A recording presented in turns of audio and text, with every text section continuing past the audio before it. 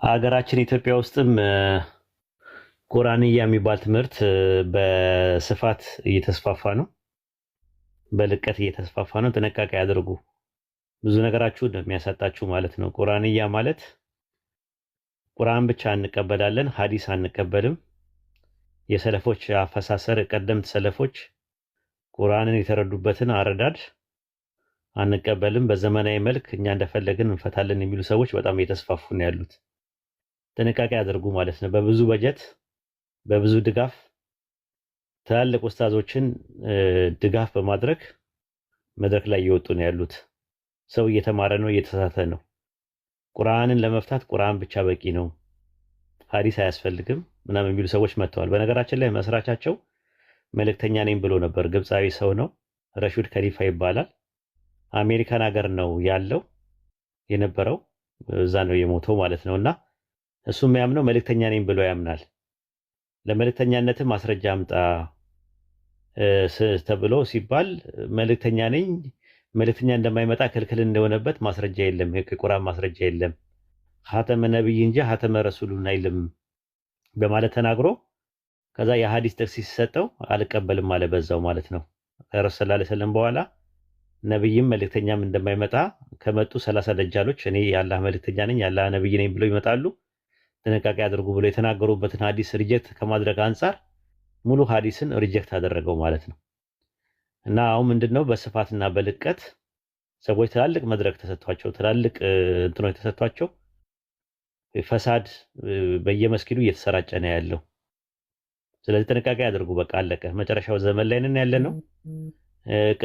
ሰንሰለቱን በጠበቀ መልኩ ከረሱል ሰለላሁ ዐለይሂ ወሰለም ወደ ሰሃባዎች ከሰሃባዎች ወደ ታቢዮች እየተባለ እስከ 14 ትውልድ ድረስ ቁርአን አረዳዳችን አንደርስታንዲንጋችን በሐዲስና በቀደም ሰለፎች አረዳድ ነው የተቀበልነው።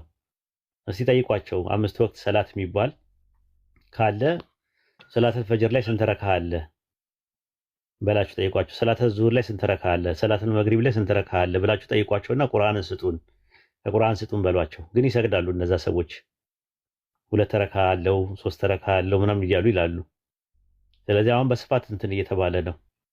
ወላይ በጣም ታዝናላችሁ ማለት ነው። ሰዎች በድጋፍ አላቸው፣ በስነ ስርዓት እንትን አላቸው፣ በጀት ተመድቦላቸው ኢትዮጵያ ውስጥ በደንብ አድርገው እንትን እያሉ ነው፣ ፈሳዳቸውን እያሰራጩ ነው። ቢያንስ ምንም የሚያስፈራ ነገር የለም። አትፍሩ።